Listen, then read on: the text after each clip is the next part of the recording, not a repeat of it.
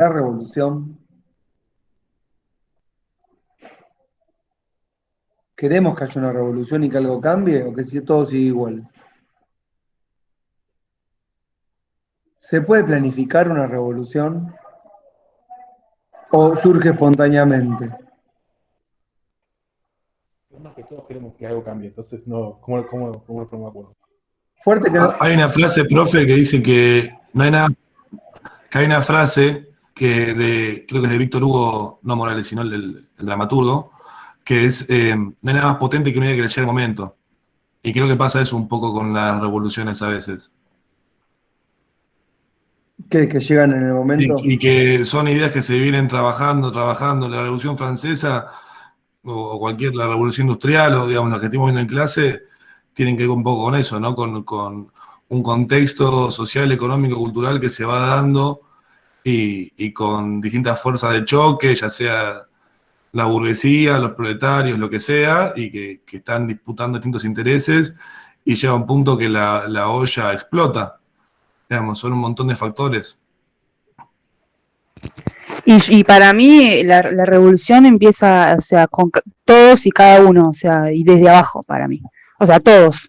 Tienen ¿Qué que sería empezar una todos. revolución? Para, yo me quiero quedar con ese todos porque lo voy a cuestionar ahora. Hagamos un asterisco ahí. Está bueno ese todos, me Eso porque sirve. necesitas números. ¿Cómo? No sé quién está hablando, perdón.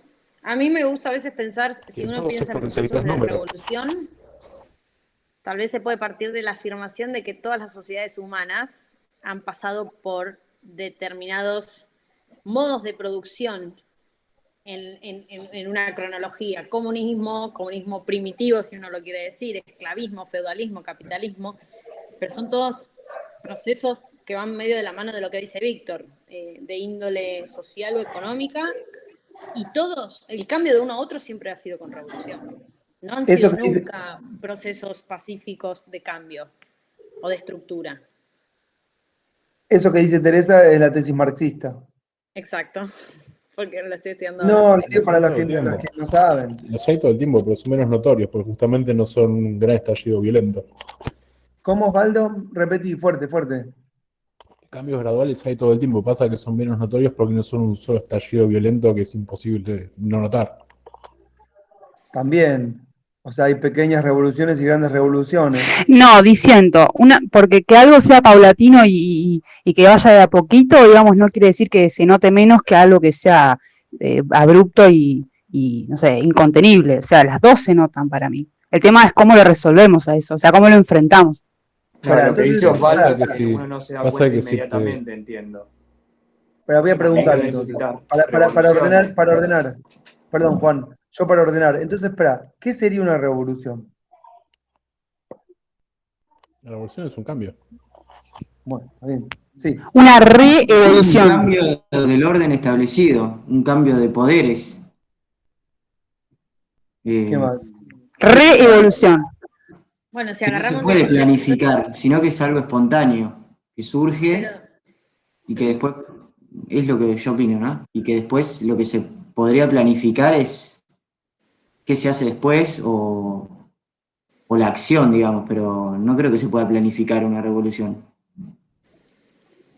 si yo agarro el concepto de Yami, que dice que es una reevolución, como las sociedades, y vuelvo a la teoría marxista, que en muchas cosas no coincido, pero en esto sí me parece que es muy acertado, que es que al estar en constante cambio, en constante proceso, en constante dinamismo, esa evolución en algún momento surge un cambio radical. Y generalmente se va a dar desde una estructura política o social en una sociedad. Y ahí es cuando se produce el choque y el cambio. Eso para mí es la revolución. No sé. Bueno, no, está bien. Pienso que deberíamos. Lo pregunté sin saber, ¿eh? No, no se crean que tenía esto planificado. Les dije que sin guión. No, a partir de lo que van diciendo me hace pensar que tal vez deberíamos diferenciar revolución política de otro tipo de revoluciones. Pero revolución a secas podría llegar a ser un cambio de orden, ¿no? De cómo están ordenadas las cosas. Las cosas lo digo en la forma más genérica posible. Y revolución política, eh, esto lo digo en términos schmittianos, lo político, que el que lo agarra bien, si no le importa, tiene que ver con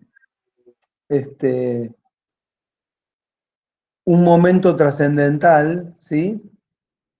En donde un grupo ve a otro como un adversario total, al que tiene que hacer desaparecer para subsistir, de alguna manera así, digamos. Y lo que termina generando la revolución es, políticamente hablando, nuevos órganos de gobierno, distintos a los que ya existían, nuevos órdenes, nuevas concepciones del mundo que se imponen como la verdad, nuevas verdades. Eh, no se planifica, puede ser que no se planifique, pero sí hay un contexto que le da, digamos, asidero, ¿no es cierto? Eh, En para ir, general es positivo la ¿cómo? revolución.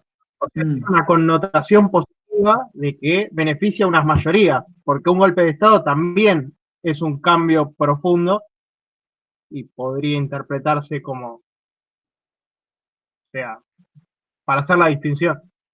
Pero no estamos, yo acá cuando digo revolución no lo estoy tomando en forma ni peyorativa ni positiva, solamente describiendo, digamos, un estado de cosas. El golpe de Estado tiene más que ver con una irrupción, digamos, de las reglas del juego para salvaguardar esas reglas del juego, pero acá cuando hablamos de revolución estamos hablando de un cambio de era, algo más importante. Los golpes se dan dentro de un orden. ¿En qué sentido? Para preservar el orden, para asegurar el orden o salvaguardarlo, ¿correcto? En general tiene, pero las revoluciones tienen que ver, políticamente hablando, con modificar hasta el concepto de verdad y la concepción del mundo y el sentido. No es que claro, es cierto, uno no se lo propone, no hay una planificación. Pregunto, Puede ¿para haber cierta modificar el concepto de dirigencia. verdad o modificar ¿Cómo? el contenido de la verdad? ¿Cómo? Osvaldo, repetí, ¿eh? No me lo dice más, no escuché lo que me dijo. Una consulta, profesor. Entonces, desde la mirada en la que usted la plantea, tal vez a la revolución, previamente tiene que haber una revolución en el plano intelectual o en las ideas. Y Sí, esas tal cual. ideas son las que dan el contexto al cambio después de naturaleza política, económica o lo que sea, pero digo, hay una concepción previa filosófica de cambio, ¿no? Sí, básicamente eso es lo que estaba pasando en Francia en el año 1750-60. Era un polvorín. Era un polvorín y la gente estaba muy manija, vamos a decirlo así. Para que lo entiendan el lenguaje de hoy. ¿Viste cómo estás manija? Esto se está desmadrando y lo estoy viendo y nos vamos potenciando uno a uno y entre todos y creemos que es posible algo que la noche anterior era imposible y ahora devino posible. Este, la gente estaba muy alfabetizada, ¿sí? Con muchas ganas de tomar la palabra, sintiéndose poderosas en el sentido de poder hacer, ¿sí? Dueños de su cuerpo y de su destino. ¿Mm? Y en las ciudades esto se potencia, porque están todos juntos y lo advierten, y encima advierten las miserias y los padecimientos. Todo el periodo 1750, 1760, con las historias que llegan de otros países, ¿correcto? Revoluciones, independencias, reyes eh, guillotinados, aunque no existe la guillotina, pero que se entienda, ¿no?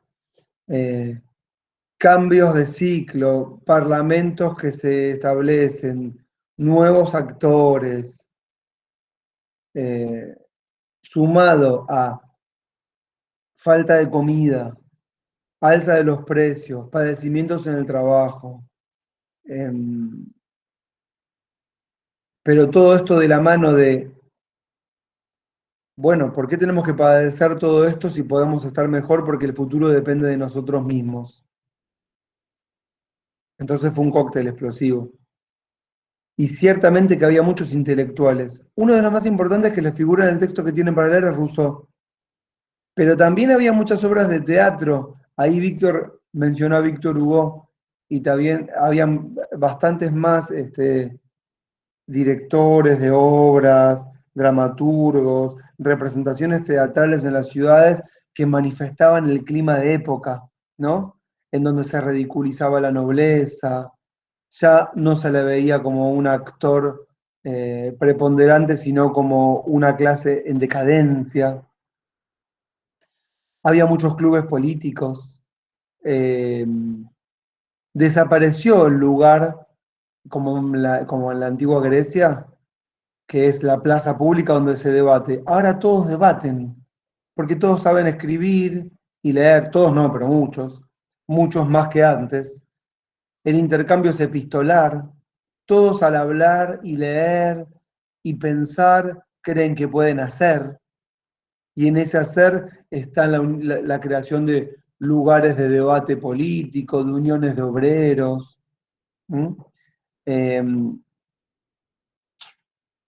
entonces la revolución, esta de la que vamos a hablar, que es la Revolución Francesa, es de las que venimos viendo la más radical, la que pretendió cambiar la mayor cantidad de estado de cosas, ¿sí? La noción de ciudadanía aparece fuerte aquí, la noción de nación, ¿sí? La idea de la apropiación de la nación, que ya no le pertenece más al monarca, que le pertenece al pueblo, la idea de pueblo, pero no el pueblo burgués, el pueblo proletario, el pueblo de los domésticos, el pueblo de los esclavos, ¿entienden, no? Todos hablaron acá, no fue una revolución por arriba, fue una revolución tanto por arriba como por abajo. Y fue muy potente, fue tan potente que bueno, llegó a todos lados. La Revolución Francesa fue la más influyente en América Latina. Los revolucionarios acá en 1810 eran jacobinos y los que los derrotaron eran anti-jacobinos. ¿Entienden cómo llegó la onda expansiva? Mariano Moreno, Belgrano, Castelli, Monteagudo, Frenchy Beruti, Vieites, eran todos jacobinos.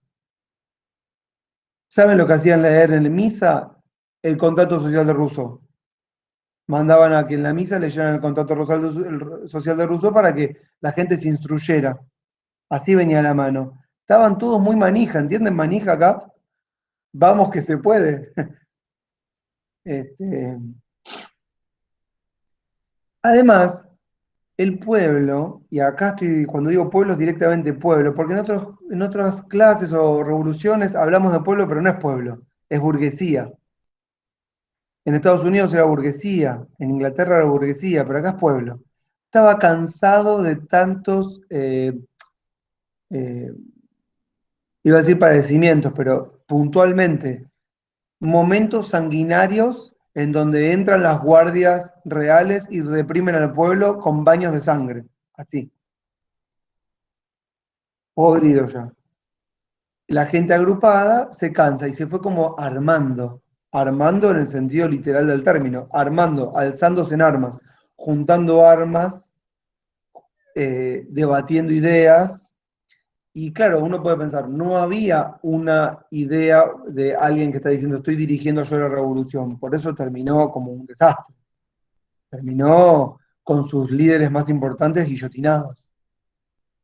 Se llaman Robespierre, se llaman Marat, se llaman Saint-Just. Danton. Eran abogados, ¿no? Todos acá son abogados. Los de un lado, los del otro. Todos son abogados.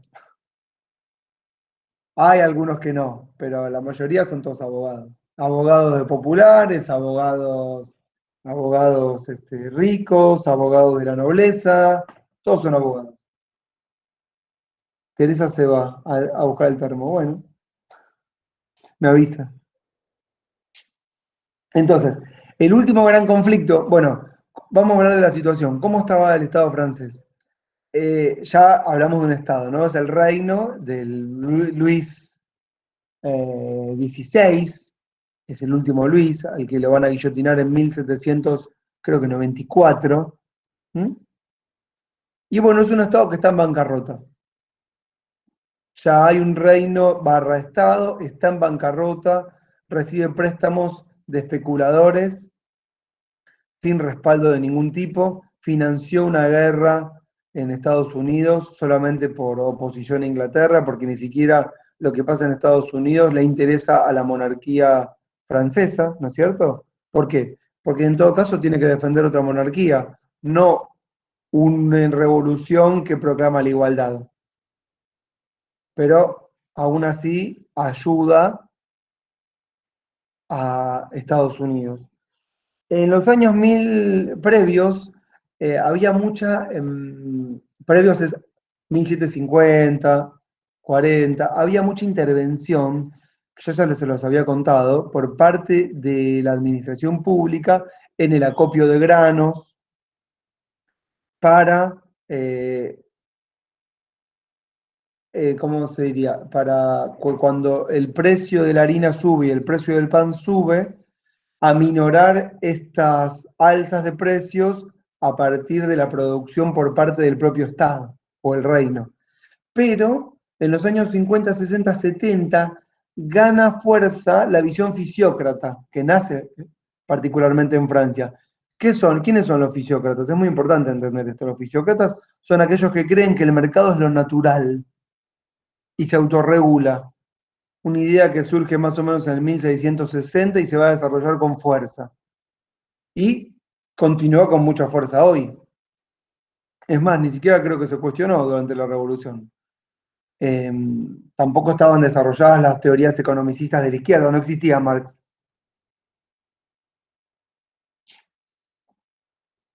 Y bueno, ¿qué implica la escuela fisiócrata? Dejar hacer, que los precios se autorregulen. Ni siquiera se hablaba del derrame porque no había nada que derramar, que cada uno se arregle como pueda. Pero el Estado desaparece, y solo aparece ¿cuándo? Para reprimir. Es decir, de alguna manera, la burguesía junto con el monarca se apropian del concepto de Estado y lo utilizan como un mecanismo para reprimir las protestas sociales. ¿Ok? La última muy importante fue una que se llamó la Guerra de la Harina, justamente, que fue previo a la Revolución, en donde hay una persona, esperen, que esto siempre lo leo y anda bien. Esperen que no lo había buscado, pero me lo acordé ahora mientras se los voy contando y anda bien, así que se los leo. ¿Me esperan un chiquitín? La Guerra de la Harina. Turgot, medidas liberales, primavera de 1775. Bueno, todo esto ya se los conté, la escuela fisiócrata, Turgot, es el ministro de Luis XVI. Hay un tipo que se llama Jacques de Lépine, un tipo del bajo mundo, ¿no? Que bueno, lo ponen preso por robar pan. Pero cala hondo en la sociedad su testimonio. ¿Por qué? Porque en lo que sería lo popular se compadece y se siente representado en su historia. Se saquean las panaderías, los depósitos de granos, y lo llevan preso, y él dice después, traduzco, ¿no? Soy un hombre como cualquier ser humano. Está re difícil, es un francés viejo esto. Esperen.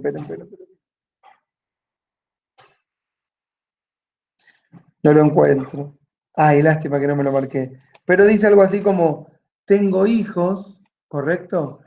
Perdí mi trabajo, perdí lo poco que tenía que darles de comer, no tenía otra situación más que salir y robar un poco de pan en una panadería para alimentarlos. ¿Qué otra cosa puedo hacer? Era un testimonio de alguien que podemos entender tal cual ahora. Pero la sociedad en ese momento, en vez de, bueno, abuchearlo, patearlo, se compadece porque todos están sufriendo lo mismo. La diferencia tal vez con... Bueno, la guerra de la harina terminó como todas las guerras, como todas las rebeliones en Francia, con muertos, con 25.000 soldados de la Guardia Real reprimiendo en las calles, sangre, cabezas colgadas para mostrar que no se pueden rebelar. Y como todos sabían ya leer y escribir, las ideas circulaban mucho mejor, esta historia empieza a hacer eco, y este señor aparece como un mártir. ¿A dónde llevaban a todos estos, a estas personas que cometían este tipo de vandalismo? A la cárcel que se llamaba la Bastilla. Ahí iban todos los presos por cometer este tipo de actos que empiezan a ser considerados no un delincuente como nosotros podemos pensar que tiene toda disposición, pero roba por placer, un torturador, un violador. No, son considerados presos políticos del rey. ¿Por qué? Por manifestarse. ¿Entienden? Entonces acá es como que empieza a haber alrededor de lo que es la Bastilla todo un clima de, no de revolución, pero un clima de época en el sentido de que el rey, que es quien nos tiene que proteger, está en contra nuestro. Y el rey es el símbolo de la unidad. Y el rey, que es símbolo de la unidad, lo único que está haciendo es segregar la nación.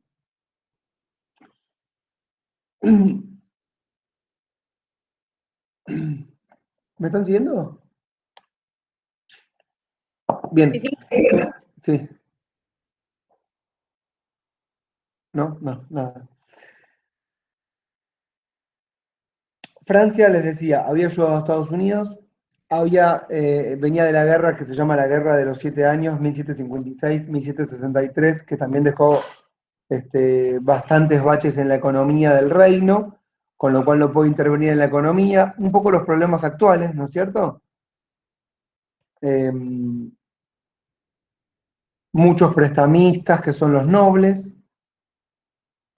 Entonces, en este contexto es donde va a empezar a desarrollarse lo que después va a ser la revolución. El rey convoca a una institución que se llaman los Estados Generales, ante la incapacidad de gobernar la situación crítica de hambruna, de alza de precios, de insatisfacción por parte de la burguesía que paga altos impuestos, escuchen, respecto de la nobleza que no paga ninguno. Tiré de todo recién, pero todo esto es el caldo de cultivo, lo repito. La burguesía disconforme porque paga muchos impuestos respecto de la nobleza que no paga ninguno, ¿correcto? El pueblo con hambre, rebeliones y protestas en las calles, el Estado en bancarrota, no tiene a quien pedirle préstamos de nada.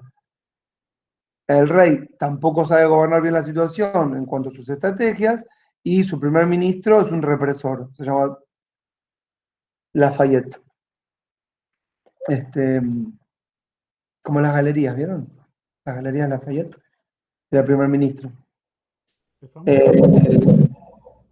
El anterior se llamaba Turgot, era el que había reprimido la protesta de la harina.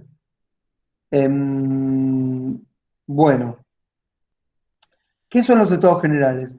Bueno, es la institución de gobierno, por excelencia. ¿Cuándo se utiliza? Nunca. Nunca. ¿Por qué? Porque cuando se utiliza esta institución, cuando se evoca esta institución, significa que está todo mal. Es como un estado, no es un estado de excepción, porque nada que ver, pero ¿vieron cuando está todo mal y tenés que convocar a una situación de emergencia, a una institución que nunca te gustaría convocar? Bueno, esos son los estados generales. La última vez había sido en el 1614, que se había convocado a los estados generales. ¿Y vieron que les dije que una revolución es un cambio en los órganos de gobierno? Bueno, porque la última vez de los estados generales es esta. Y de esta institución va a surgir la nueva institución. ¿Está? ¿Qué son los estados generales? Bueno, es una asamblea convocada por el rey en donde aparecen los grandes, donde se juntan a discutir los grandes estamentos del reino. En general el rey las convocaba ¿para qué? Se los conté tal vez la primera clase, no se van a acordar, pero la primera vez que se convocó fue para crear un impuesto. Era un tal Felipe el Bello que había convocado para salvar a su sobrino, primo, no sé quién, en 1300 creo que, no me acuerdo de si 16 o 56, y se los había contado en el marco de que con la creación de los impuestos nace el Estado. Eso fue lo que les había dicho alguna vez, y es fundamental que lo tengan siempre como concepto. No hay Estado sin impuestos, no existe.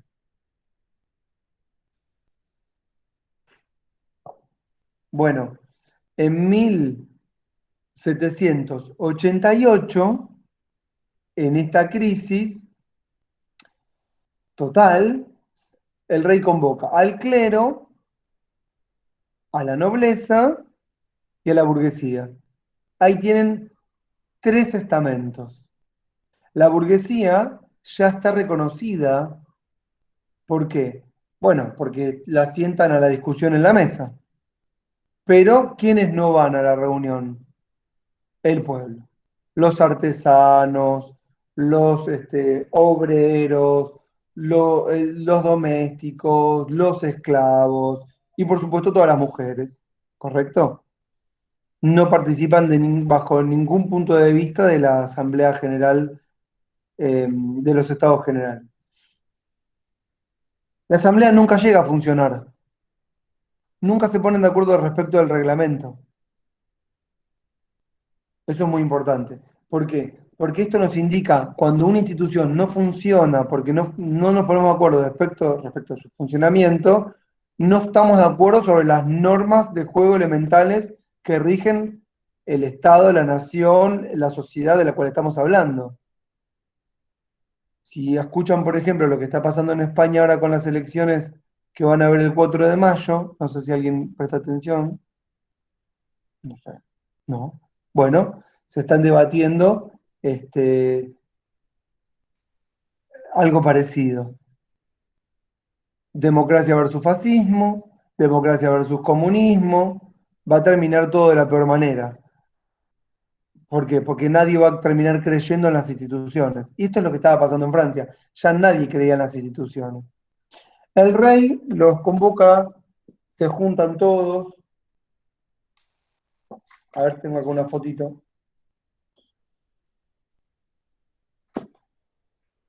Esa es, no sé cómo me ven a mí, pero esa es la presentación de los estados generales. Linda.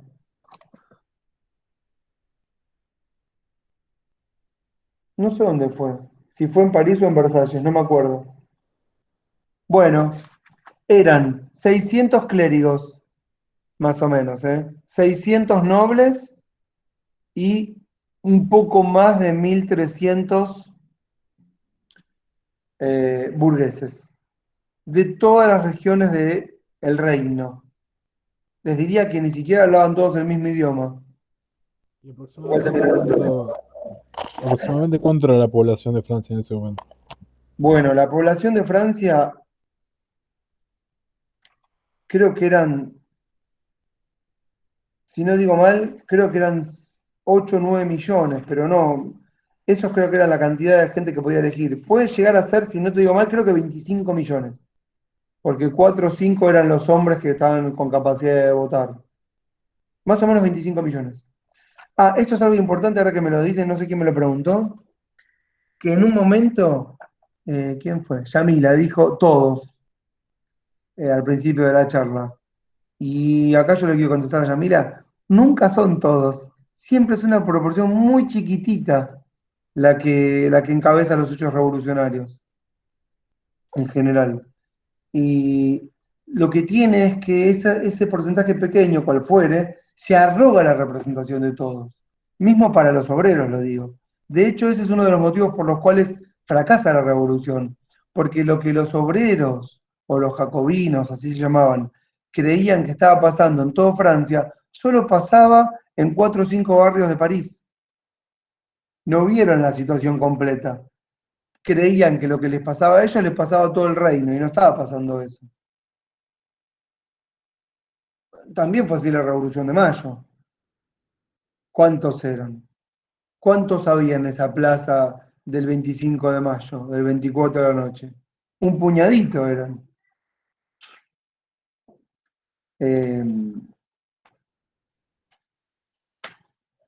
A ver si tengo acá. Sí. 1315 eran en total la burguesía. Entre el clero y la nobleza no llegaban a ese número. Y ahí viene el problema, la discusión respecto de cómo se vota. ¿Cómo se votan los estados generales? Un voto por estado. Es decir, un voto para el clero, un voto para la nobleza, un voto para la burguesía. ¿Y qué reclama la burguesía? Un voto por cabeza. Este fue el gran problema por el cual nunca se pusieron de acuerdo y nunca llegaron a adoptar ningún tipo de resolución.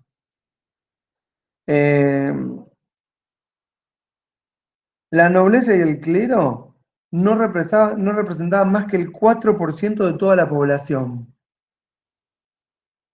pero tenían un voto cada uno. Y la burguesía, les diría que tampoco, pero era un poco más importante. Ahora, dentro de la burguesía, no había casi ningún trabajador, ni nadie del pueblo, ni cosas que se le parezcan. La mayoría, como me lo preguntaron, eran abogados. Estoy leyendo acá. Esto que les voy a contar ahora, que viene a continuación, lo saqué de este libro que se llama Cómo los diputados devinieron revolucionarios en 1789. Un tipo que se puso a investigar qué pasó al interior del Parlamento, al interior de la Asamblea, más allá de que afuera era un polvorín. Lo que pasó al interior fue que la monarquía, el rey, se llevaba muy bien con el alto clérigo, con la alta nobleza y menospreciaba a la burguesía. Y en ese menosprecio, en ese desdén, lo que a la burguesía le empezó a pasar es que empezó a sentir una especie de identidad de clase, en términos de marxistas. Incluso Marx llega a decir que la burguesía es la clase más revolucionaria de la historia. Sí. ¿Me quieres decir algo, Osvaldo? No. No, Osvaldo, decía que el rey era un conservador. ¿el rey era? Un conservador. No le gustaba la nueva clase que surgía, era un conservador del antiguo régimen. Y por supuesto, ¿qué te parece? Eso va de suyo. La monarquía es la institución más conservadora, porque justamente lo que está tratando de conservar es el mantenimiento de su Del status régimen, quo. el mantenimiento de su ejercicio de poder. ¿Cómo? Del status quo, profe, de la situación donde se encontraba, no cambiarla. Ya haber convocado a los estados generales creo que no le habrá gustado tampoco. Y bueno, mucho menos después de hacerle caso a lo que iban a dictaminar ahí, ¿no? No, por eso es lo que decía al principio. La convocatoria de los estados generales está reflejando una situación de crisis. La monarquía siempre es conservadora, por supuesto, conservadora porque salvo que en el futuro acá tuviésemos una revolución monárquica contra la república. Entonces ahí podríamos decir que la monarquía va a ser la vanguardia, ¿no? No está mal. Hay que ver qué tipo de monarca. Pero en este caso la monarquía era el régimen que imperaba desde el año 1100, así que por supuesto que la monarquía es conservadora. La revolución entonces, les decía, les contaba, este tipo que se llama Timothy Tackett, el que cuenta cómo los diputados vinieron revolucionarios, se estudió toda la correspondencia que mandaban los diputados a sus familias mientras la asamblea se desarrollaba, los estados generales. Porque él quería encontrar, el investigador, ¿no? Es un trabajo sociológico, ¿cuál fue la motivación? ¿Cuál fue el clic? ¿Qué es lo que pasó ahí adentro? Y él entiende que el único lugar donde puede encontrar los verdaderos sentimientos de lo que está pasando son en las cartas íntimas. Porque en la intimidad uno cuenta lo que verdaderamente le pasa porque no está esperando que otros lo lean, ¿no es cierto? no es un diario, no es una pancarta, no es un documento que alguien va a leer y, ¿no es cierto? Entonces ahí en esa intimidad, ¿qué ve el investigador, este Timothy Tackett? Bueno, que todos reaccionan negativamente contra el monarca por lo mismo, porque no los invita, porque no les sirve un banquete, porque los encierra en una habitación. Y a veces son sonceras, ¿no es cierto? Porque es que realmente este puede ser el motivo, bueno, pero este fue uno de los motivos por los cuales se empiezan a reagrupar al inicio de la asamblea, no se sientan como clero, nobleza y burguesía, se sientan por regiones, porque cada uno habla un idioma distinto, más o menos, ¿no es cierto? Entonces, el clero con la nobleza, con la burguesía de una región, se sientan todos juntos. Venimos de acá, de allá, ¿no? Tal vez la diferencia, ¿saben dónde radicaba? En la forma en que habían sido elegidos cada uno de estos representantes. El clero era todo, como diríamos, como cuando un partido elige sus candidatos de forma cerrada, ¿vieron? A dedo se hace la lista. Los, las, las autoridades más importantes de cada una de las instituciones religiosas de cada lugar. Lo mismo la nobleza. Pero la burguesía se había elegido a partir de un escrutinio, un sufragio, en torno de los parlamentos locales. ¿Se acuerdan que les conté que hay parlamentos locales en toda Europa? Que son las casas de la burguesía. Entonces ya había cierta práctica por parte de la burguesía de qué cosa, de la actividad política. Ya tenían una forma de autoorganización, de sufragio, de listas, de elecciones, ¿comprenden? De debate, de propuestas. Toda la burguesía había sido elegida casi toda mediante sufragio entre la propia burguesía. La burguesía podía comprar los títulos nobiliarios. No era que no podía. La burguesía en aquella época, para ser parte, ¿qué significa ser parte? Estar en los banquetes, codearse con las altas autoridades, estar en el palacio. ¿Entienden lo que significa ser parte? Compraba el Formar título. familia también, ¿o no? ¿Cómo? Que A se ver, casen. No, que se casen personas. Sí. Sí, los matrimonios arreglados, por supuesto. Pero ¿qué hacía un burgués que disponía de mucho dinero, que era dueño de fábricas, de esclavos, de tierras? Bueno, compraba el título. Entonces había dos tipos de nobles. Estaban los nobles de sangre y los nobles que compraban el título. Como si fuese que tenía un vicio de origen. Hay nobleza de sangre azul, se llama gentilhuomo, y después están los de robe, se llama, de vestido, de robe, que es así como que compraban la vestimenta, compraban el título. Lo digo también porque después van a estar los sans-culottes, que son justamente aquellos que utilizan una ropa totalmente distinta a la de la alta aristocracia porque se quieren diferenciar. Porque no les importa más el que dirán ni ser parte. Ahí también está la radicalidad de algo nuevo. Bueno, pasados unos meses de los estados generales, se reagrupan todos al interior de Versalles. Es decir, la burguesía se junta con la burguesía. El clero popular se junta también. Algo así como que nosotros podíamos entender si es que había algo de curas tercermundistas, 2, 3 por ahí perdidos, vamos a decir. Algunos que tienen algún sentimiento humano o humanitario. Y lo cuento, específicamente el 20 de junio de 1789, un mes casi antes de la Revolución, al interior de Versalles, hay un juramento muy importante, en una sala que es la sala de juego de la manzana, así se llama, se juramenta, escuchen, crear una asamblea legislativa de iguales. Este es el nuevo órgano revolucionario, que hasta este momento no existía y que va a ser distinto de los otros órganos que hubieron en otros países, porque no es una asamblea de nobles o una asamblea de burgueses. Es una asamblea, escuchen ahora, ciudadana y aparece el concepto de ciudadanía, que es el gran concepto de la revolución, que aparece, les voy a decir incluso teóricamente, y que después va a llevar mucho trabajo, 100 años, muchas luchas, implementarlo materialmente. Es decir, hacer de una nación que se dice que son todos ciudadanos, verdaderamente todos ciudadanos, iguales. Y no una igualdad formal, una igualdad real, lo cual es más difícil todavía. Entonces, repito, el 20 de junio de 1789 se crea en el juramento de la Sala del Juego de la Manzana la Asamblea Legislativa, es la misma que tienen hasta el día de hoy. El día que haya una revolución, lo que debería caer es esta asamblea.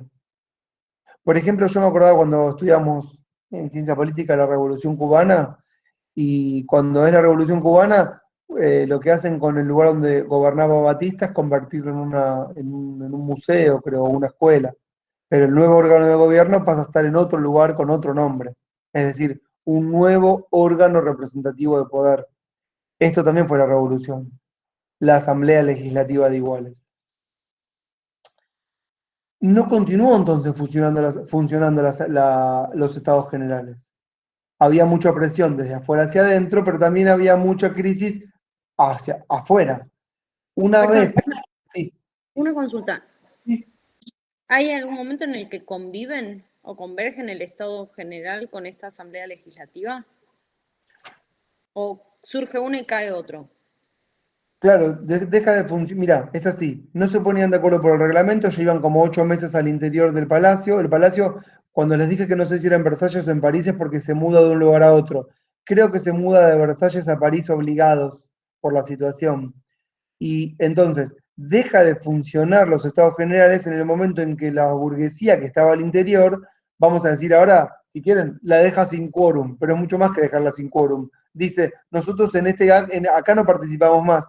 A partir de ahora vamos a autogobernarnos con una asamblea. Y aparte, ¿cuál es el primer lema de la asamblea? El mismo de Estados Unidos e Inglaterra. No taxation without representation. Incluso lo tenían el lema en inglés, porque copiaban a esas revoluciones. Y la primera medida que toma la asamblea, justamente, es esa. Modifica el sistema impositivo. ¿Qué es lo más importante? Bueno, ahora les va a parecer súper progresivo, pero de hecho esto desapareció. Pero lo que establece es que cada uno pague impuestos según sus ingresos. Hoy es hiperrevolucionario. Pero ¿por qué lo establecen así en aquel momento? Porque el 4%, que era el clero y la nobleza, no pagaban impuestos. Y ahí estaba la bronca. Estos tipos que son unos parásitos, no sé si lo pensaban así, pero sí había mucha bronca, ¿por qué? Porque no pagaban impuestos. ¿Por qué la burguesía tiene que pagarlos y los nobles tenían privilegios?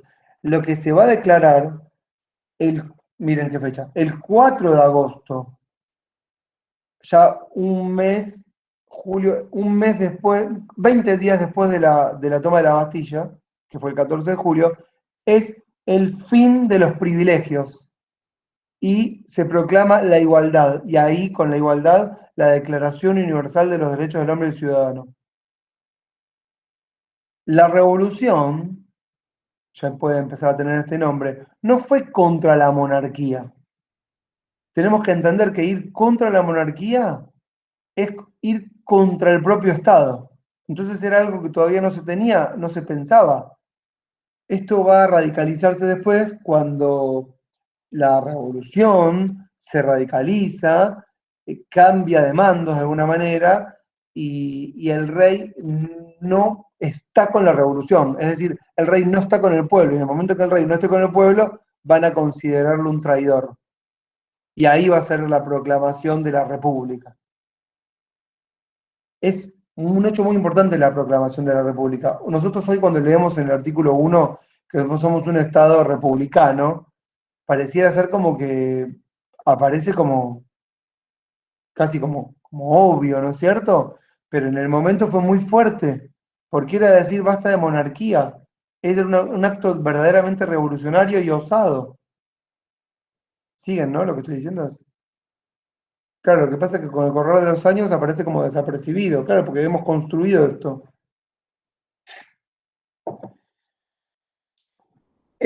Bueno, los impuestos son impuestos a las contribuciones personales y inmobiliarias, es decir, a la industria, a la renta, a las tierras, eh, a la riqueza, el impuesto de las puertas y las ventanas. Ese vieron que si tenés un castillito grande con muchas ventanas o muchas puertas, pagas más. Ese también existía en Inglaterra durante 100 años. Y después tenían un impuesto que lo sacaron y lo tuvieron que volver a poner. Lo menciono porque es un detalle que a veces no se menciona, pero es muy importante. Se llama octroi, pero yo les digo qué significa. Es un impuesto a las aduanas internas. Ese impuesto desaparece y después lo vuelven a restablecer y va a durar 100 años más. Eliminar las aduanas internas es muy difícil. ¿Por qué? Porque le quita ingreso a las jurisdicciones de cada localidad. Vieron que siempre, de alguna manera, tienen que financiarse. Es un impuesto que después se volvió a restablecer. En contra de lo que querían los fisiócratas, ¿no? Un libre mercado que se autorregulara.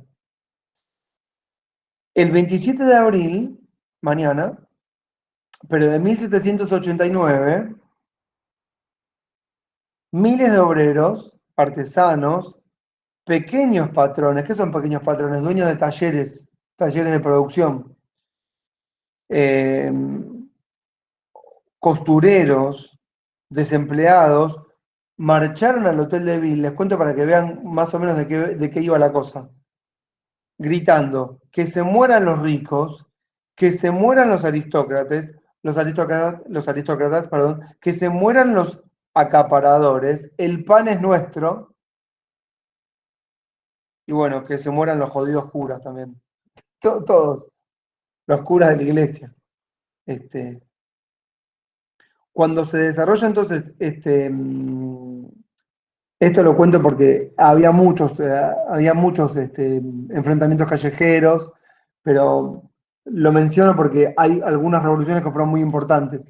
Estas revoluciones, que fueron así como muy temerosas, vamos a decir, fueron las que dieron lugar a que la nobleza aceptara el fin de los privilegios. Vamos a decirlo en criollo, estaban cagados en las patas. Si no hubiese sido por el terror que imponían estas manifestaciones callejeras con gente armada que iba gritando, vamos a romper todo, y quemaban los lugares y quemaban los castillos en todas las regiones de toda Francia, no hubiese sido posible que la clase noble dijera, legitimara una declaración de este estilo, de que terminan los privilegios y todos vamos a pagar impuestos. ¿Vieron cuando se dice todo el tiempo, se escucha en todos lados, que hay que hacer una reforma impositiva? Todo el tiempo, todos los gobiernos, en todos los estados, en todas las épocas. Yo siempre digo lo mismo, no hay reforma impositiva sin sangre, salvo que sea una reforma del poder, pero si no es muy difícil, no existe una reforma por las buenas. No existe. No, tampoco quiero ser escéptico, ojalá, pero digamos, tomando los antecedentes históricos lo veo bastante complicado. Bueno, tengo un montón de cosas para decir. Bueno, sigo. En esta época, cuando se proclama en 1789, en agosto, la Declaración Universal de los Derechos del Hombre y Ciudadano, al poquito tiempo, la Asamblea empieza a funcionar. Ahí hay monárquicos, ahí hay conservadores, y lo que empieza a pasar básicamente es que, como se copa la Asamblea, se copa, es decir, se llena de gente, todos legitiman la Asamblea, todos quieren participar de la Asamblea, y muy rápidamente la Asamblea se convierte en el órgano de gobierno. ¿Entienden? Esto es muy importante. Todos quieren tomar la voz y participar de la Asamblea. No les conté antes, pero bueno, también les tenía que haber dicho que hay un documento que se llama Cuaderno de Padecimientos. En francés se llama Cahiers de Doléances, pero literalmente es Cuaderno de Padecimientos. Eso existe hasta hoy en día, que es el lugar en donde el pueblo anota los sufrimientos que le llegan a las autoridades de lo que cómo la están pasando mal. Por ejemplo, cuando la gente hoy protesta en las calles, ponen Cahiers de Doléances y le ponen ahí al presidente. estábamos pasándola mal y le mandan cartas. Y en esa época el rey recibía estas cartas por parte del pueblo, pero en general las cartas eran monopolizadas por la gente que sabía leer y escribir. Pero para 1789, como muchos sabían leer y escribir, se cuelan en la agenda ¿qué cosa? Todos los intereses de los sectores populares, que no pedían únicamente esa igualdad que nosotros conocemos formal, igualdad en el pago de los impuestos, igualdad entre los propietarios, sino que pedían sufragio, pedían tierras para todos, derecho de asociación entre obreros, aumento de salarios, que no suba la comida, que el pan, bueno, vivienda, pedían un montón de cosas. Les decía, todo eso también les decía como un caldo de cultivo de la revolución. En 1791, la Asamblea sanciona una constitución. La Asamblea y el poder constituyente son lo mismo en este caso, ¿no es cierto? No es que hay un poder constituyente aparte, no existe esa idea. Esta constitución está inspirada por este que se llama Sieyès. Ese lo cito porque lo conocen de los textos, siempre está en los textos de derecho constitucional. S-I-E-Y-S. Es el tipo que inventa el concepto de poder constituyente y poder constituido. Y que también inventa las categorías, escuchen, de ciudadano de primera y ciudadano de segunda. Esa no aparece en los manuales. Pero la de poder constituyente y poder constituido sí aparece. ¿Por qué aparece? Bueno, la de poder constituyente y constituido para ponerle un freno a las demandas populares y a la democracia directa, ¿no es cierto? Pero la de ciudadano primera y segunda no aparece. ¿Qué pasa con todos los sectores populares que no se sienten parte de la revolución cuando al principio creían que la revolución era de ellos? Bueno, en todos estos clubes políticos que forman, se crean espacios de debate y se aglomeran en instituciones nuevas. Una se llama los Amigos de la Constitución. Otra, a ver si lo tengo por acá. Los Amigos de la Constitución. Estoy sin luz acá. Y los Amigos de los Derechos del Hombre y del Ciudadano. Los Amigos de la Constitución van a ser después el Club de los Jacobinos. Y la Sociedad de Amigos de los Derechos del Hombre y del Ciudadano van a ser después el Club de los Cordeliers, los que trabajan en el cuero. O en el cordón, en zapatos sería, técnicamente. Y estos tipos que dicen, a la mierda con esto de ciudadanos de primera y ciudadanos de segunda, nosotros también somos ciudadanos. Se crea una institución súper importante que son la Guardia Nacional. ¿Qué es la Guardia Nacional? Un ejército que va a estar compuesto solo por todos los ciudadanos que defienden a la nación. Esta Guardia Nacional es súper importante, ¿por qué? Porque va a ser copada, otra vez el término, por los sectores populares. Y los Amigos de la Constitución convocan a todo el pueblo que no participó y que tiene que participar a que forme filas y se arme en contra de aquellos que están por el antiguo régimen. Y la Guardia Nacional aparece como aquella institución en donde primero hay un cierto progreso social, y segundo, una cuestión de pertenencia, y tercero, el lugar desde donde se defiende la nación. Lo digo porque es muy importante también en los términos de fascismo. En estas instituciones, después se va a ir creando un poco, 100 años después, el caldo de cultivo de lo que es la defensa de la nacionalidad, ¿no es cierto?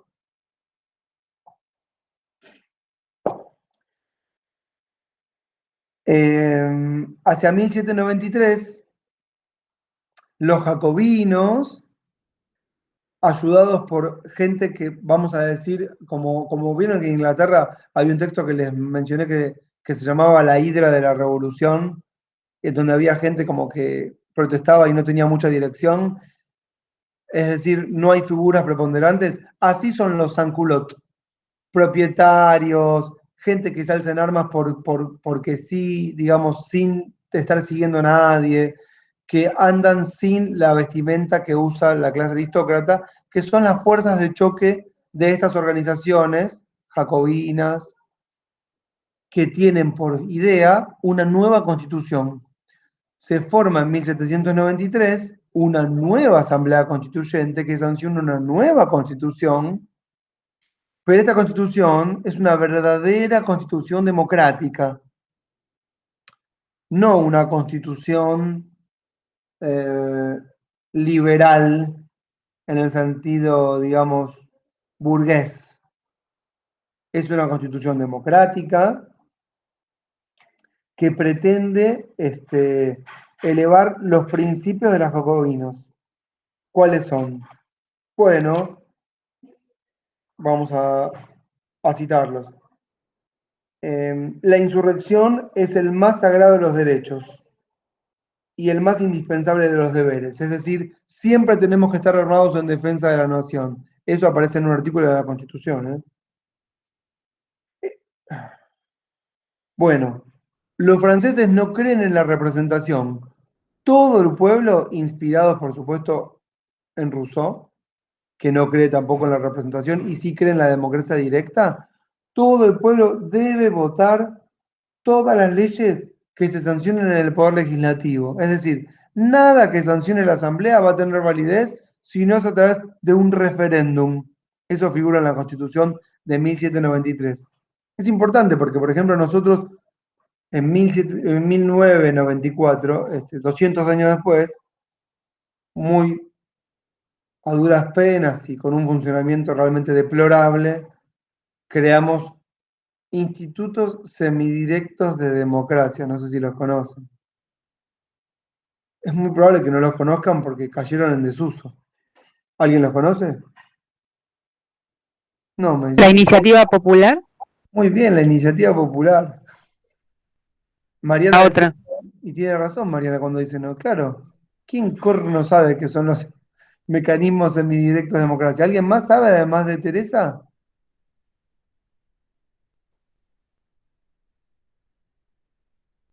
¿No saben ni idea o sí saben y no me lo dicen? No, sí, son la iniciativa Sí. popular y los plebiscitos, pero ¿Artículos? mira que Qué soy maldad. ayudante de Derecho Constitucional, pero Sos ayudante de... Bueno, ahí está, 39 y 40. Creo que 39 y 40. Ahora me haces dudar. Hace tanto que no Sí, la... 39 y 40. ¿Viste?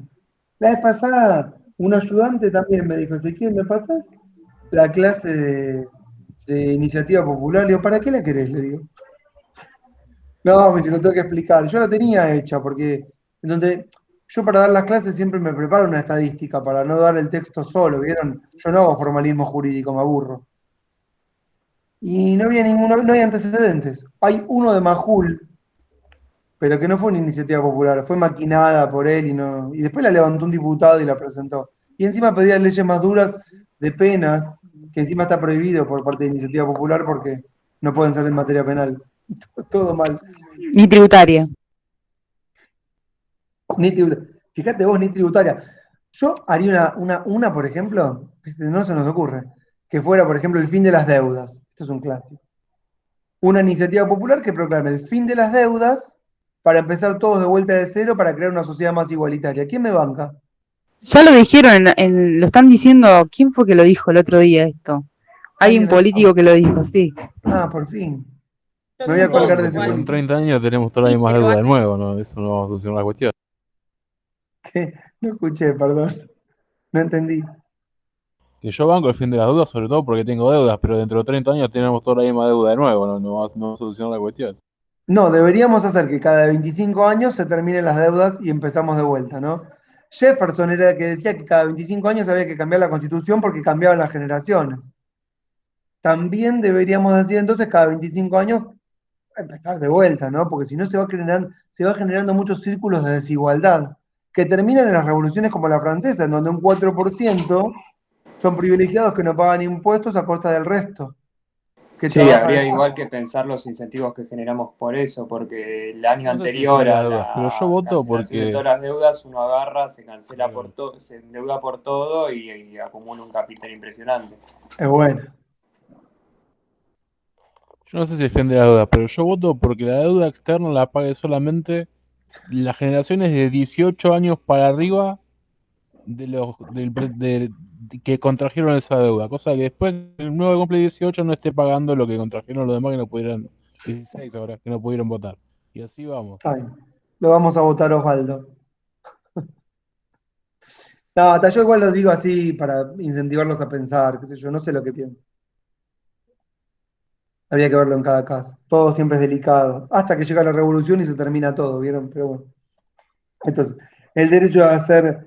Sí, esto. La idea esta de que la democracia siempre tiene que ser directa. Esta fue una idea muy importante que quedó desterrada para siempre, ¿eh? A nadie más se le ocurrió plantear la idea de democracia directa nunca más. Tienen que saber que les voy contando un poco el final, tienen que saber que esta constitución quedó derogada para siempre, sepultada, y todo el movimiento que la llevó adelante eh, fue, además de guillotinado, eh, sentenciado en la historia como la época del terror. ¿Mm? Algo a lo que nunca más queremos asistir. Y el último gran intento de una revolución de este tenor fue la Comuna de París, justamente, 100 años después, 1871, justo estos meses, ayer, hoy, anteayer, se cumplen 150 años de la Comuna, que duró 70 días y terminó igual que los jacobinos. De hecho, los comuneros reivindicaban a los jacobinos. Bueno, el derecho al trabajo, a la asistencia, a la instrucción, es decir, a la educación, ¿sí? Muy importante el derecho a que el Estado nos eduque a todos y para que todos podamos pensar y leer por nuestros propios medios. Y el derecho al asilo, es decir, a la ancianidad. ¿Mm? Y a la naturalización, escuchen, es decir, a volver nacionales a los extranjeros amigos de la humanidad. Me encanta. Todas estas cosas decía la Constitución. Bueno, claramente que establecieron el sufragio universal solo masculino, pero no para propietarios, para todas, perdón, para todos, ¿sí? Lamentablemente los jacobinos eran muy, vamos a decir en los términos actuales, lo que sería actuales, machistas. Las mujeres no podían participar. Hubo un grupo de mujeres que intentaron participar con una muy famosa que se llamaba Gauguin. ¿Gauguin? No, cualquier cosa. No, esperen que lo busco. Esperen, no me digan nada. Me lo pasé. Pero tenía un resaltado súper grande. Aguántenme. Que me puse mujeres. Acá. La Sociedad de las Ciudadanas Republicanas Revolucionarias. Creada en mayo de 1793. Ay, pero no tengo la cita de la mujer que a la que mataron. ¿Alguien sabe? No. Me lo pueden decir si quieren. Antes de que yo lo encuentre. Ya lo encontré. Olympe de Gouges. A esta mujer la guillotinaron por haber traducido en femenino, traducido no, cambiado el género, a femenino de toda la Declaración Universal de los Derechos del Hombre y el Ciudadano a los derechos de la mujer y ciudadana. Y la guillotinaron, porque ¿qué era símbolo de defender la nacionalidad? La virilidad, los cuerpos, la fuerza, alzarse en armas, y todo eso no era para la mujer. ¿Pero quién la Así se guillotinó? entendía la época, entonces no las permitieron participar. No obstante, fueron muy importantes, porque siempre las mujeres cumplen un papel importante que después queda silenciado, ¿no? Pero era popular la revolución.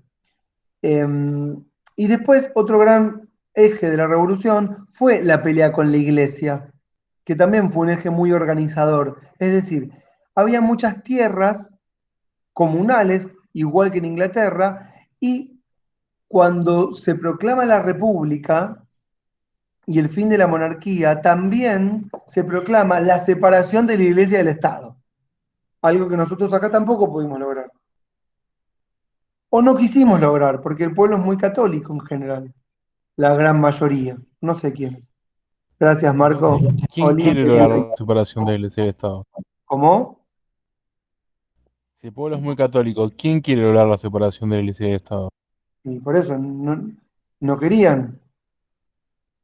Pero hay gente que quiere. ¿Quiénes son los que quieren? Los que querían, ¿en dónde? ¿Acá en Francia me decías o acá? No, acá, porque hace poco como que se puso en discusión de nuevo, sí, no, separación de Iglesia y de Estado, pero si el pueblo no quiere, ¿quiénes son los que quieren? No, es que ahí vos lo que tenés que pensar, está para formular la pregunta, lo digo en general, nunca puedes decir el pueblo quiere, el pueblo no quiere, porque siempre hay alguien que se arroga la representación del pueblo, pero hay un montón de facciones, entonces hay algunos que piensan, consideran pueblo y dicen somos el pueblo y no queremos tal cosa, y otros dicen somos el pueblo y queremos tal otra cosa. Entonces en ese marco vos lo que tenés que pensar es que, ya hablando de Argentina y de cualquier país, pero estamos en Argentina, hay muchas Argentinas imaginadas por cada uno y cada uno de nosotros, y cada uno se lo imagina diferente, ¿entienden? El tema es si se logra en algún momento una cierta unidad de una confluencia de ideas sobre alguna idea de Argentina que no es mayoritaria, digamos que no es unívoca o única o total, pero es mayoritaria. Entonces, seguramente que en la época, por ejemplo, los jacobinos, muchos sí querían la separación, otros más que la separación lo que querían era un sincretismo, por ejemplo, Belgrano, con la propuesta del rey Inca, por ejemplo, o del sol en la bandera, que es un sol inca, lo que uno está pensando es, bueno, hay una especie de sincretismo religioso entre los pueblos autóctonos que también combatieron por la revolución y el lugar de donde venimos, que era España, que también defendíamos.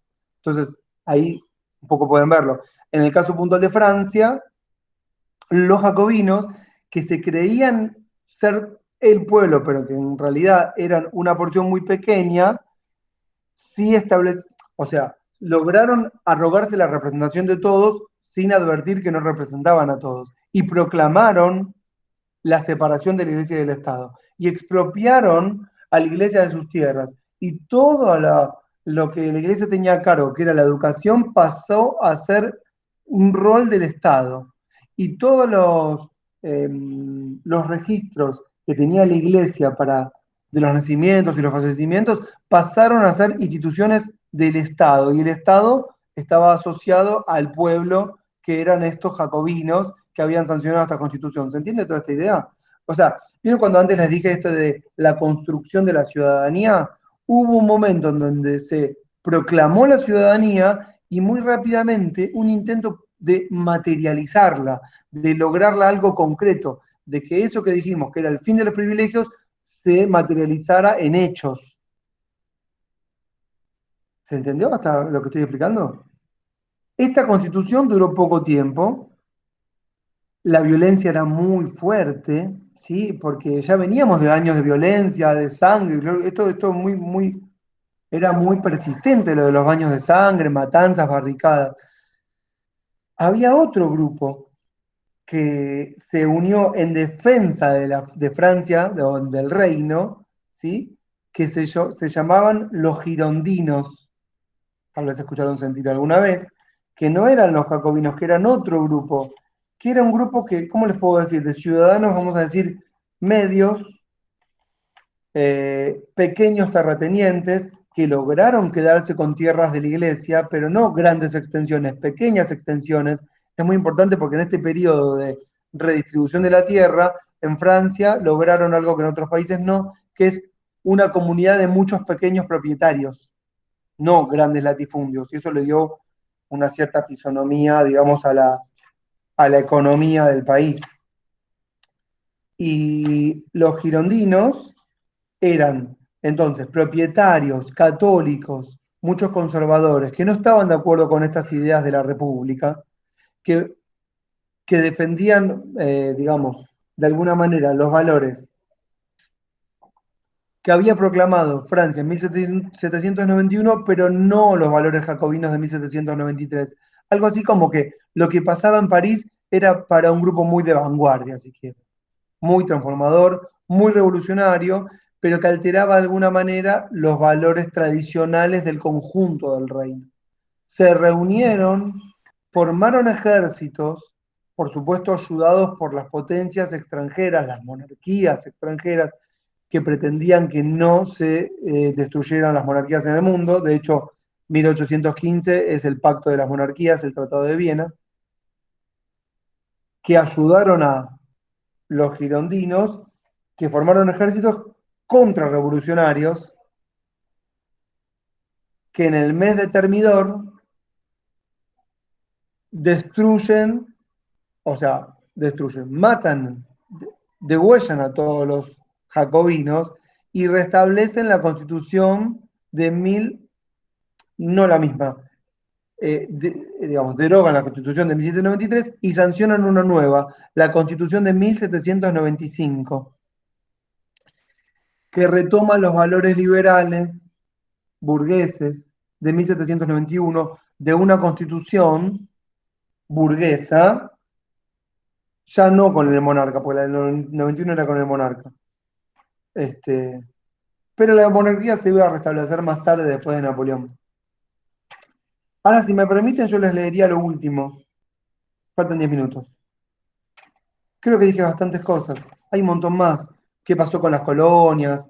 ¿Qué pasó con la revolución en Haití en el mismo periodo? Bueno, ¿les puedo compartir la pantalla? Lo último. Sí, obvio. Les voy compartiendo. Miren.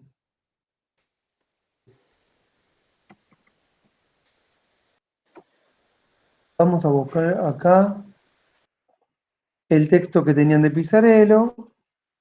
¿Correcto?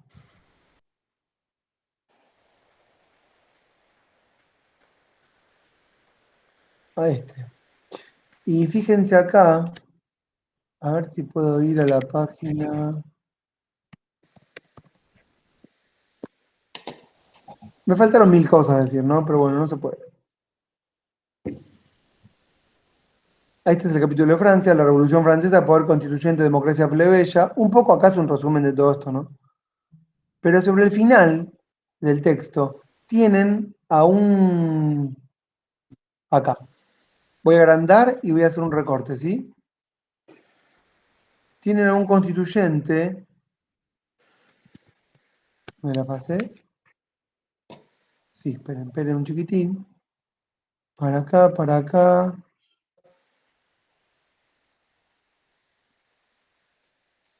Acá. A partir de acá. La leo de acá, no importa. Acá, ven acá, dice François Antoine Boissy d'Anglès, 1756-1826. Bueno, este tipo en el discurso preliminar, es decir, de apertura, del 23 de abril, miren, estamos todos, de la proyecto de constitución de 1795, dijo lo siguiente. De lo que se trata esta asamblea, es de garantizar por fin. Yo acá cuando leo por fin me gustaría verlo en francés, porque no sé si es por la finalidad o por fin después de todo este quilombo. La propiedad del rico y la existencia del pobre. Ese tiene que ser el rol del Estado a partir de ahora. Acá ven cómo quedan bien establecidos los principios de una constitución burguesa. La propiedad del rico, no propiedad para todos, no distribución de la riqueza o de tierra, sino que la constitución garantice, como ya habíamos visto en otras clases, que el rico tenga asegurada su propiedad y que nadie le afecte su propiedad. Incluso esto, ¿saben lo que incluye? Que si el rico paga el trabajo de un pobre, lo que el pobre hace es de ese rico, porque la propiedad del trabajo también se apropia por otros. Y la existencia del pobre, es decir, el Estado no te puede matar, tiene que garantizarte que existas, te da un documento y ya. La propiedad del hombre industrioso, que sería una conjunción de industrial y virtuoso, y la libertad y la seguridad de todos. ¿Ven ahí? Es muy importante porque la libertad y la seguridad de todos es un poco los argumentos que se piden cuando de un tipo de discurso social, ¿no? Queremos libertad de andar, seguridad, fin. Y después dice, debemos ser gobernados por los mejores. Este es el tautológico. Debemos ser gobernados por los mejores. Los mejores son los más instruidos, esto es claro, ¿no? Los más interesados también en el mantenimiento de las leyes. Es decir, los mejores son los más instruidos y los instruidos son los mejores, porque claro, son los únicos que pueden estudiar. Y al mismo tiempo, estudian, ¿para qué? Para mantener el orden establecido. Por eso son los más interesados en el mantenimiento de estas leyes. Después acá este párrafo no lo lee, pero dice algo así que en general la burguesía no se quiere ocupar, pero debería ocuparse. ¿Por qué? Porque si no se ocupa, lo que va a pasar es lo que viene ahora.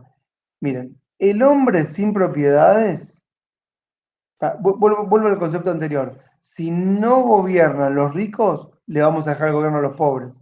No está bueno. Eso es lo que está diciendo acá. Bueno, el hombre sin propiedades necesita de un constante esfuerzo de virtud para interesarse por un orden que no le conserva nada. Es decir, el hombre que no tiene nada más que su fuerza de trabajo, tiene que hacer un trabajo intelectual. ¿Para qué? Para interesarse, para querer un orden, una institución, una constitución, una nación que no le asegura nada. Y al mismo tiempo tiene que hacer un constante esfuerzo de virtud, pensar, ¿para qué? Para oponerse a los movimientos que le ofrecen alguna esperanza. Es decir, si quieren hoy sería el populismo, en ese momento eran los jacobinos. Es decir, no te dejes engañar. Esos te prometen cosas que nunca te van a asegurar. Son demagogos. No les hagas caso. Y terminaba. Un país gobernado por los propietarios está dentro del orden social. Eso es lo correcto. Y un país gobernado por los no propietarios está en estado salvaje. ¿Se entendió? Ese remate es muy bueno porque ese era el discurso de apertura de la Constitución que iban a consagrar. No es menor, porque ese es el espíritu de esa Constitución, que es un poco todas las constituciones burguesas de este periodo, pero al mismo tiempo entierra para siempre la Constitución jacobina de 1793. Nunca más se pudo volver a hablar ni de sufragio, ni de democracia directa, ni de reforma agraria, ni de distribución, ni de ningún tipo de derecho que tienda a igualar de alguna manera las condiciones materiales de subsistencia hasta la fecha. Y la historia a partir de ahora en adelante va a ser justamente la lucha por qué, de algunos yo les diría, tal vez es muy osado, pero bueno, no importa, por imponer por parte de unos un orden como natural y de otros por subvertir ese orden e imponer uno nuevo también como natural. Para advertir también que lo natural es una construcción y que esta fue la época en que esa construcción fue sellada a fuego y sangre. ¿Se entendió más o menos? Fue un momento muy importante de la historia porque a estos documentos se vuelven siempre. A Mariano Moreno lo mataron por jacobino en la primera junta, no por... Bueno, Sí, es muy osado lo que dijo. es muy osado. Bueno, está bien. Lo llevamos como reflexión, para pensar. No son verdades, son apreciaciones del profesor, como todas las apreciaciones de los profes que les van tirando cosas, para leer, para pensar, para discutir, que es lo más lindo, ¿no es cierto? A mí estas clases me ponen mal, pero bueno. ¿Cómo? ¿Cómo A mí dicen? estas clases me ponen más loca porque yo ya de por sí soy bastante escéptica con los términos que uno puede usar cuando explica y demás, y estas cosas lo único Sí. que hacen es hacerme sentir inseguridad sobre lo que sé y lo que me cuestiono, entonces no sé después qué poner en el trabajo práctico. Nada, No, nada, todo es en mi, relativo. en mi trabajo, yo lo que necesito es que lean y que me dicen, che, yo le leía a Pirulito que vos lo diste para leer y la verdad que me parece una cagada, pero bueno, me ponen porque, ¿vieron?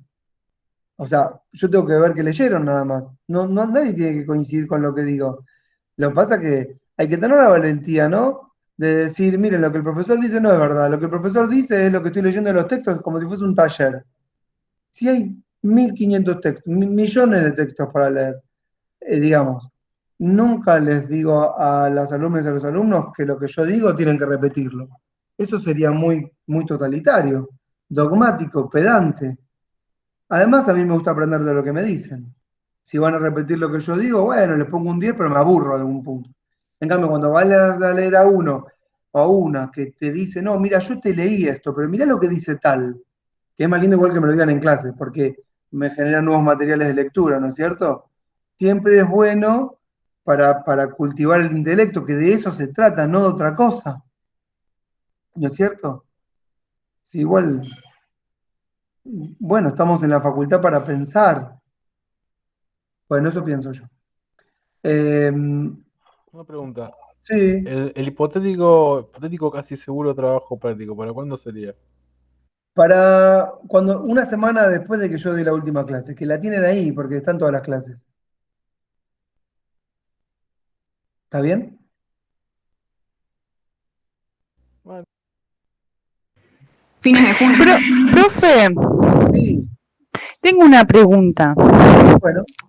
¿Cómo fue o en qué momento, porque yo en un momento salí de la clase, no sé si usted lo dijo, pero ¿en qué momento ellos adquirieron esa conciencia de clase? Porque usted dijo que la revolución burguesa fue la más importante de la historia.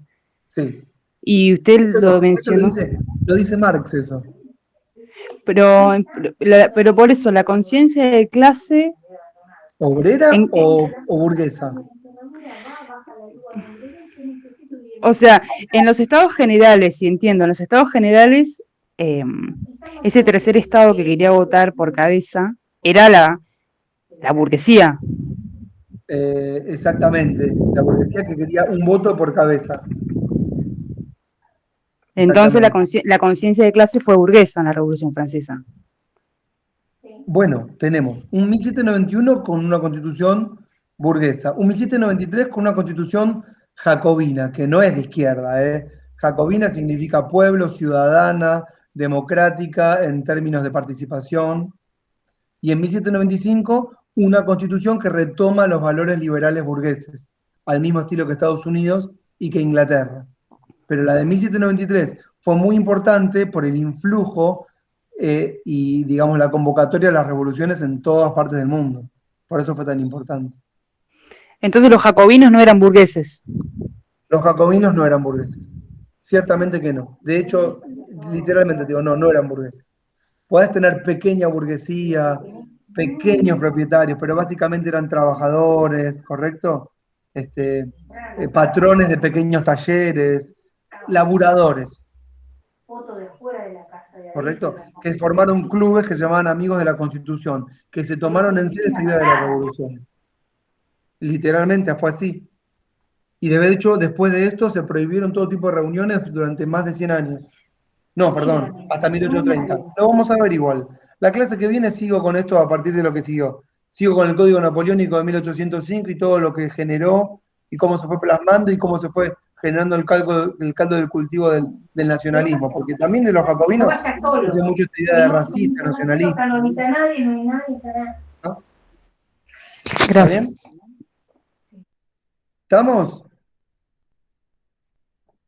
Listo. Nos vemos la que viene. Chao, gracias. Chau. Profe, perdón, un segundito. Sí. ¿Le puedo solicitar bien las consignas del TP? Porque yo